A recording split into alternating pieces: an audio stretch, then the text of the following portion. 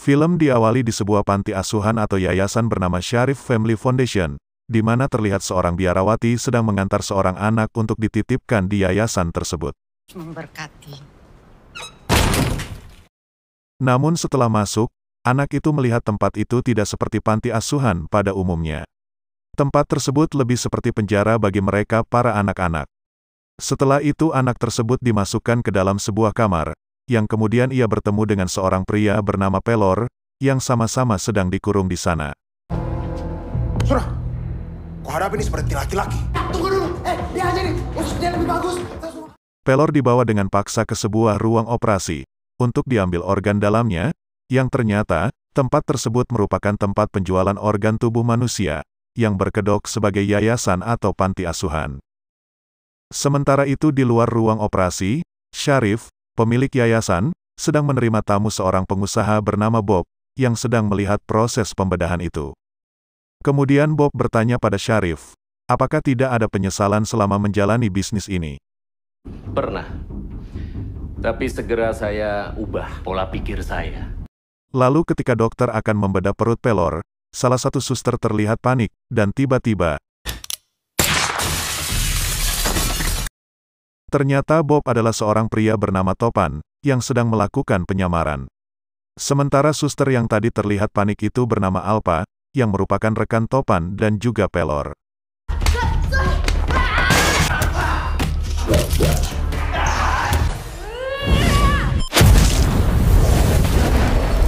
Setelah melumpuhkan para penjaga di sana, mereka bertiga kemudian pergi untuk menyelamatkan para anak-anak yang dikurung di panti itu.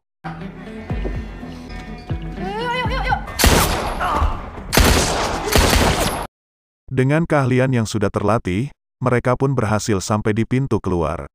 Namun tiba-tiba, Alpa kemudian menghubungi Django, seorang sniper hebat, yang merupakan rekan mereka juga. Pan, kenapa sih? Banyak anak-anak di sini. Oh, sorry. Akhirnya mereka berhasil membebaskan anak-anak itu, yang hampir jadi korban penjualan organ. Dan mereka berempat dikenal sebagai... Sementara itu di tempat lain, terlihat seorang polisi muda bernama Dina, sedang menunggu ayahnya untuk melakukan pemotretan di sebuah studio foto. Dan ternyata, ayahnya Dina adalah bos dari The Big Four, yang bernama Petrus. Maaf dong. 1, 2, 3. Bagus. Namun selama ini Dina tak pernah tahu, apa pekerjaan ayahnya itu. Hingga akhirnya Dina sering terabaikan, dan selalu dibuat kecewa oleh ayahnya. Namun, di sisi lain Petrus juga tak mungkin memberitahu Dina, bahwa pekerjaannya selama ini adalah seorang pembunuh bayaran. Tetapi Petrus berjanji, suatu saat ia akan merubah itu demi Dina. Setelah mengantarkan Dina pulang, Petrus pergi ke markas The Big Four untuk memberikan makan malam pada keempat anak buahnya yang sudah ia anggap anaknya sendiri. Sambil menyantap makan malam, mereka menonton berita tentang insiden tadi siang di panti asuhan milik Sharif. Dalam siaran tersebut, anak-anak yang mereka selamatkan sudah berhasil diamankan. Namun meski sudah menyelamatkan anak-anak dan membasmi kejahatan berkedok panti asuhan tersebut, kepala polisi yang bernama Hasan, mengatakan bahwa ia akan terus mencari siapa yang bertanggung jawab atas pembunuhan ini dan memberi hukuman, karena sudah main hakim sendiri. Selesai menonton siaran itu, tiba-tiba Petrus berkata jika dirinya akan pensiun dari pekerjaan ini, dan ia akan serahkan semua urusan The Big Four pada mereka berempat. Ternyata, keputusan ini sudah lama ia pikirkan, dan sekaranglah saatnya. Hal ini dilakukan karena Petrus ingin lebih dekat dengan Dina, dan memastikan Dina selalu ada dalam lindungannya. Selain itu, karena Petrus adalah seorang kriminal, sedangkan Dina seorang polisi, dan Hasan, atasan Dina adalah kepala polisi, yang juga ternyata merupakan sahabat dekat Petrus sejak lama. Karena hal itulah, ia tak mau jika suatu hari nanti harus saling berhadapan, yang akhirnya hanya akan membuat situasi semakin rumit. Setelah pensiun, Petrus berencana akan membuka villa bernama Paradise di Pulau Bersi, yang sudah ia impikan dan rencanakan sejak lama. Oke, Pan. Keesokan harinya, Petrus yang bersiap pergi untuk menghadiri acara pelantikan Dina sebagai seorang polisi, tiba-tiba melihat orang mencurigakan berdiri di depan rumahnya. Untuk berjaga-jaga, Petrus mengambil pistol dan ketika ia membuka pintu, ternyata orang itu hanya tetangganya yang mau memberitahu bahwa ada kurir yang mau mengantarkan bunga pesanan Petrus, yang ia pesan untuk Dina. Kemudian saat Petrus sedang merapikan bunganya, kurir itu masuk dan mengunci pintu dari dalam. Petrus tak menyangka ternyata semua ini hanyalah sebuah jebakan. Kamu rupanya. Kemudian Petrus mencoba menyerangnya, namun dengan cepat orang yang sebenarnya Petrus kenali dari suaranya itu, membunuh Petrus menggunakan belatinya. Di waktu yang sama, Topan juga pergi ke rumah Petrus untuk mengantarkan topinya yang ketinggalan. Namun begitu sampai, Topan menemukan Petrus sudah tak bernyawa. Di sisi lain, kehadiran Topan membuat Dina yang baru pulang, merasa curiga dan menduganya sebagai orang yang telah membunuh ayahnya. Dina pun langsung menembaknya, namun Topan berhasil lolos. Atas kematian Petrus ini, membuat anggota The Big Four merasa sedih, karena mereka sudah menganggap Petrus seperti ayah mereka sendiri. Karena itu juga mereka memutuskan untuk pergi dari markas mereka. 3 tahun kemudian setelah kematian Petrus, Dina yang kini tinggal di sebuah apartemen, masih terus menyelidiki kasus pembunuhan ayahnya, yang hingga kini belum terungkap dan menemukan titik terang. Selama 3 tahun itu juga, Dina belum pernah mengambil cuti sekalipun. Alasannya, karena dengan bekerja membuatnya tetap waras. Namun salah satu atasannya menyarankan agar Dina mengambil cuti dan pergi berlibur, lalu memberinya beberapa brosur liburan pada Dina, agar Dina bisa mempertimbangkan kembali saran itu. Sepulangnya bekerja, Dina yang melihat salah satu brosur, kemudian tiba-tiba mencari kotak penyimpanan milik ayahnya, dan ternyata lokasi foto ayahnya itu sama seperti yang ada di brosur, yaitu di Villa Paradise. Bukan hanya itu saja, topi yang dipakai ayahnya sama seperti topi milik orang yang membunuh ayahnya juga. Setelah itu, secara tak sengaja, Dina kembali menemukan petunjuk lain, di mana ia melihat di balik lipatan foto itu, ternyata ayahnya tidak sendirian, melainkan bersama dengan 4 orang anak di dalam foto tersebut. Mengetahui semua hal itu, Dina pun melapor pada Hasan, kepala polisi, sekaligus sahabat ayahnya, untuk meminta tolong padanya agar mencarikan ke-4 anak itu, yang mungkin ada kaitannya dengan kematian ayahnya. Namun bukannya mendukung, Hasan malah menganggap bahwa ke-4 anak itu hanyalah anak kampung biasa. Mendengar perkataan Hasan, Dina pun marah, karena ia merasa polisi selama ini tak pernah serius menangani kasus ini, yang sudah 3 tahun lamanya belum juga selesai. Karena hal itu juga, akhirnya Dina memutuskan untuk mengambil cuti, untuk menyelesaikan kasus ayahnya sendiri, serta mencari tahu tentang ke-4 anak itu. Singkat cerita, pada keesokan harinya, Dina pun sudah tiba di Kepulauan Bersi, lokasi di mana Villa Paradise berada.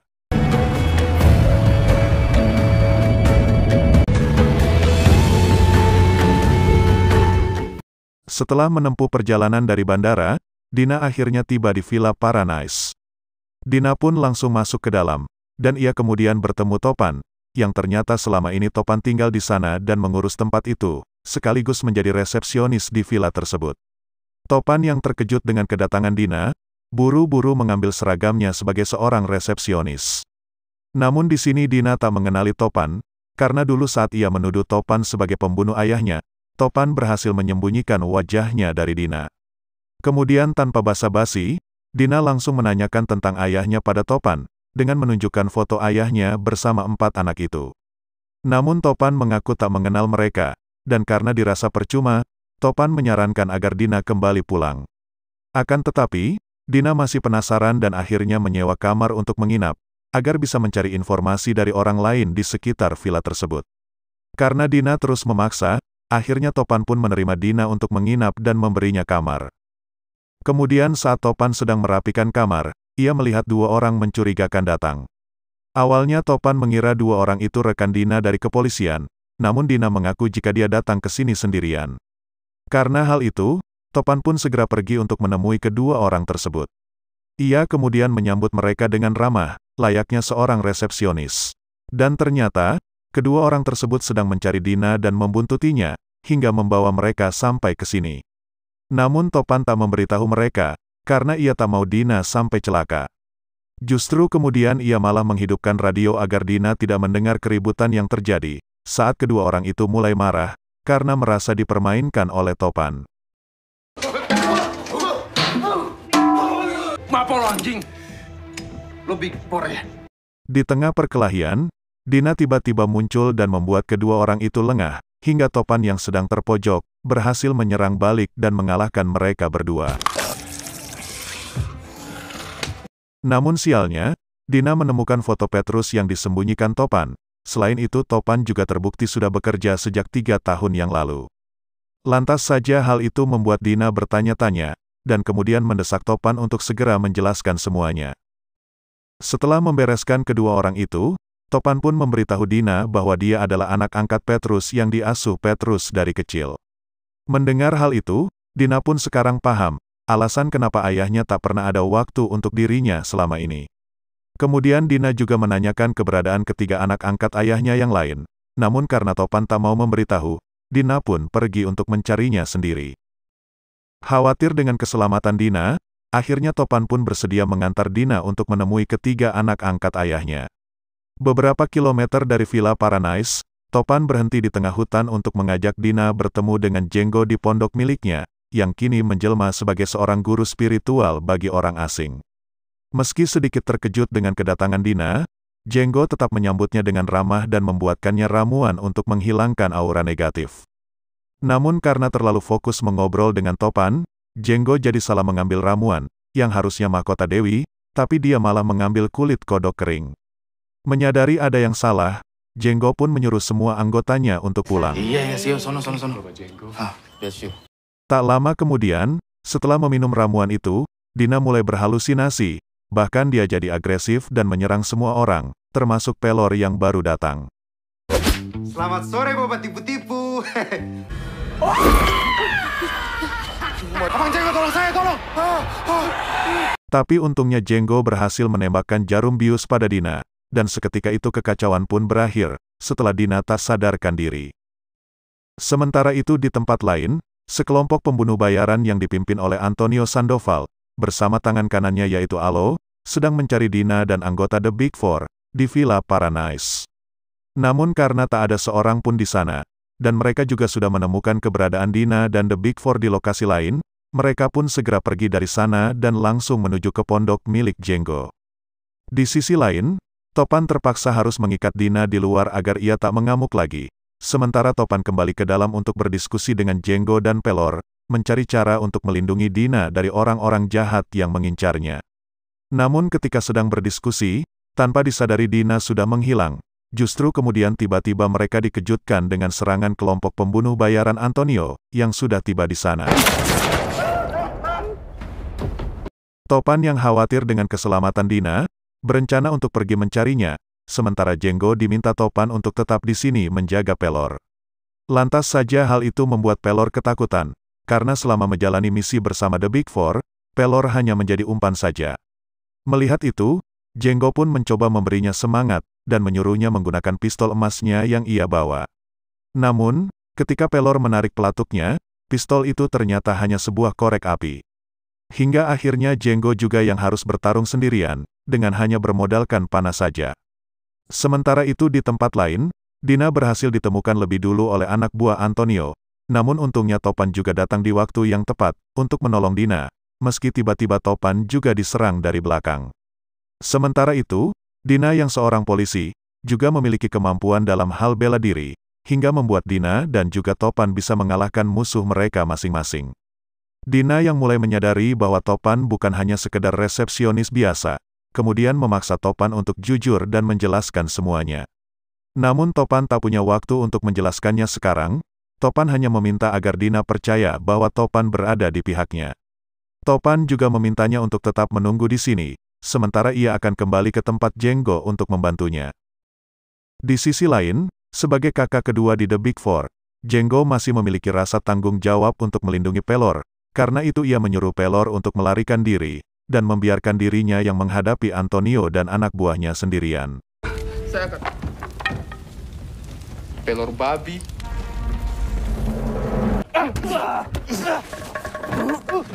Namun Jenggo dibuat tak berdaya oleh Antonio. Untungnya Topan datang tepat waktu, sambil membawa salah satu anak buahnya Antonio, sebagai tawanan untuk mengancamnya. Namun Antonio tak peduli, bahkan ia tanpa ragu membunuh anak buahnya sendiri, hingga akhirnya terjadi duel di antara mereka berdua.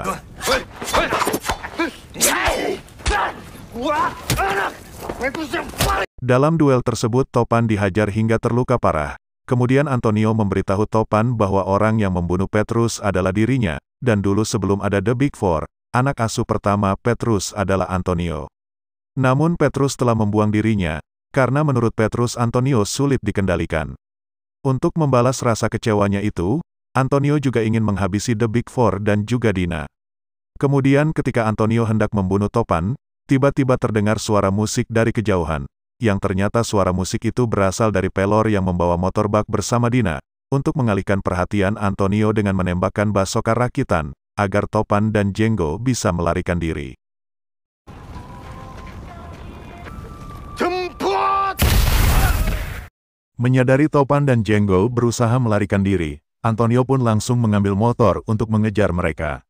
Sambil membawa senjata, Antonio menembaki mereka, namun untungnya tembakannya meleset dan membuat Topan bisa balik menyerangnya, hingga Antonio pun terjatuh dari motornya.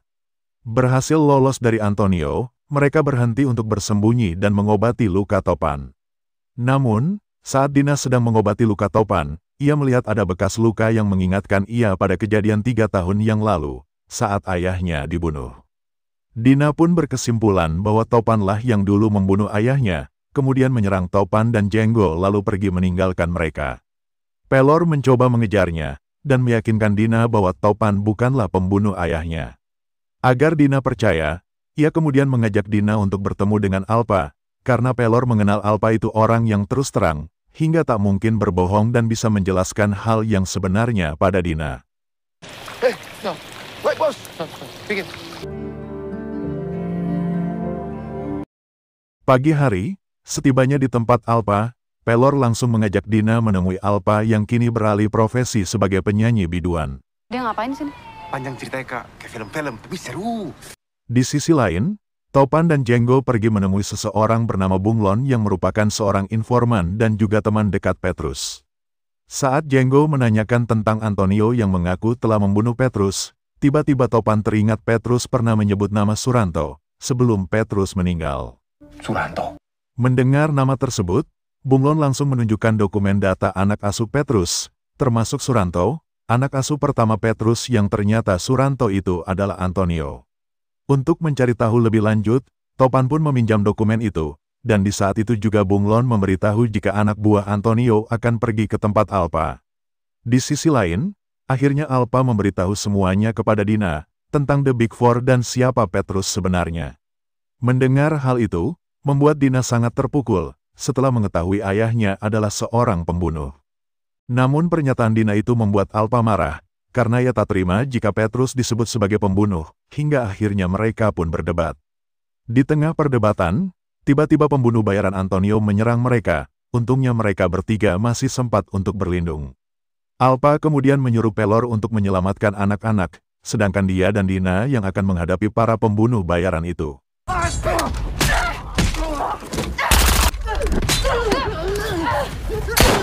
Namun saat sedang menyelamatkan para anak-anak, sialnya Pelor bertemu Vincent, pemimpin para pembunuh bayaran. Pelor dibuat babak belur olehnya, tapi untungnya anak-anak yang diselamatkan Pelor berhasil kabur. Di sisi lain, Dina dan Alpa bekerja sama dalam pertempuran tersebut, hingga mereka pun berhasil menghabisi para pembunuh bayaran itu. Namun tak lama kemudian, Alo muncul membawa basokanya hingga membuat Alpa dan Dina terlempar. Untungnya Topan dan Django datang tepat waktu untuk menolong mereka, dan kemudian segera pergi dari tempat itu. Meski berhasil kabur, namun sayangnya Pelor tertangkap oleh Antonio. Memanfaatkan Pelor sebagai sandera, Antonio menantang The Big Four untuk bertarung di Villa Paradise, tempat di mana semuanya bermula. Tertangkapnya Pelor membuat Topan dan Alpa saling menyalahkan, tapi untungnya, Dina bisa melerai mereka dan mengingatkan bahwa mereka bersaudara, dan mereka semuanya menyayangi ayah yang sama. Malam harinya, Alpa menunjukkan senjata-senjata hasil selundupannya, dari menyamar sebagai penyanyi biduan, dan mereka pun memilih senjata mereka masing-masing. Tak hanya itu, Alpa juga membuat sebuah peledak, yang ia beri nama Kentut Lucifer 3000. Kentut Lucifer 3000. Alpa juga memberi kejutan pada Django, dengan memberinya senjata kesayangannya yaitu Siska. Di malam itu juga, hubungan Dina dan Topan semakin dekat. Mereka membicarakan banyak hal, termasuk kematian Petrus. Dina meminta maaf pada Topan karena pernah menembaknya dan menuduhnya sebagai pembunuh.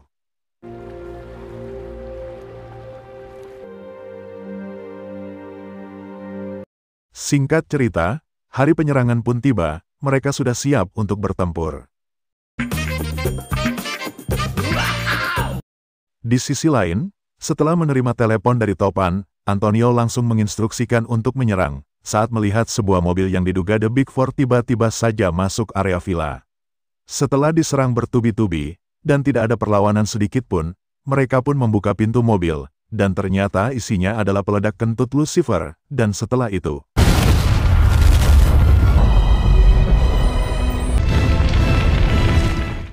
karena ledakan tersebut, banyak pasukan Antonio yang tewas, hingga membuat Dina, Alpa dan Topan tak butuh waktu lama untuk menghabisi pasukan Antonio agar bisa masuk ke dalam villa. Sementara itu sebagai seorang sniper, Django bertugas mengawasi dari jarak jauh. Setelah masuk, Alpa berjaga di lantai 1, sedangkan Topan dan Dina pergi ke lantai 2 untuk menyelamatkan Pelor. Namun ketika sedang mencari Pelor, Dina lengah hingga membuatnya dikurung oleh Vincent dan harus duel 1 lawan 1 dengannya.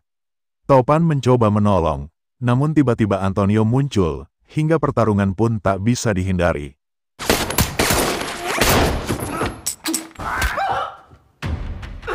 Dina yang mulai kewalahan menghadapi Vincent, hampir saja dibunuh olehnya. Tapi berkat kemampuan bela dirinya, Dina berhasil bertahan meski terluka parah. Lalu saat Dina hampir saja ditembak oleh Vincent, ia berhasil merebut kembali senjata miliknya, dan tanpa ragu menembak kepala Vincent sampai hancur. Sementara itu di sisi lain, Alpa yang berjaga di lantai 1, tiba-tiba diserang oleh Alo dengan basokannya, tapi untungnya Alpa berhasil menghindar. Menyadari takkan mampu melawan Alo dengan basokannya, Alpa menantang Alo duel dengan tangan kosong. Namun tetap saja Alpa dibuat tak berdaya oleh Alo. Tak lama kemudian, tiba-tiba Django datang berniat membantu Alpa. Namun justru ia juga malah dihajar hingga babak belur oleh Alo. Kemudian ketika Alo akan menembakkan basokannya, Django langsung melempar Siska, senapan kesayangannya ke arah basoka, hingga membuat basoka itu tersumbat dan meledak di tempat. Sementara itu di tempat lain, Topan dan Antonio masih bertarung sama kuatnya. Meskipun sebenarnya Topan punya kesempatan untuk membunuhnya, tapi karena Antonio mengatakan bahwa ada orang lain yang menyuruhnya membunuh Petrus, membuat Topan lengah dan Antonio pun berhasil lolos. Antonio yang panik langsung lari ke tempat Pelor disekap, dan mengancam akan membunuh Pelor. Bukannya khawatir, Topan justru malah mengolok-ngolok Antonio, dengan menyebut nama aslinya yaitu Suranto. Suranto. Dan benar saja, hal itu berhasil membuat Antonio alias Suranto kesal dan membuatnya lengah, hingga tak sadar Pelor berhasil melepas ikatannya untuk menyerang Antonio. Memanfaatkan kesempatan itu, Topan langsung melempar belati yang ada di tangannya hingga membuat Antonio alias Suranto terjatuh dari lantai 2 dan berakhir tewas. Setelah semua kekacauan ini selesai, Dina datang dan memberitahu Topan bahwa dia sudah memanggil kepolisian pusat dan meminta The Big Four untuk menyerahkan diri, namun ia berjanji akan segera membebaskan mereka kembali. Tak peduli dengan omongan Dina, tiba-tiba Topan mencium Dina, hingga membuat Dina tak sadar tangannya yang justru diborgol oleh Topan. Setelah itu, The Big Four pun berpamitan pada Dina, dan terpaksa harus meninggalkannya sendirian di sana, karena mereka juga harus segera meninggalkan Pulau Bersi, dan mencari tempat persembunyian lain. Tak lupa juga, Topan meninggalkan kunci borgolnya, pada topi yang Dina pakai.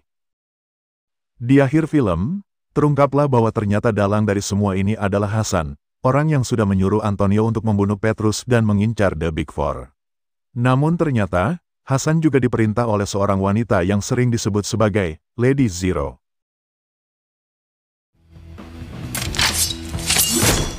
Selesai.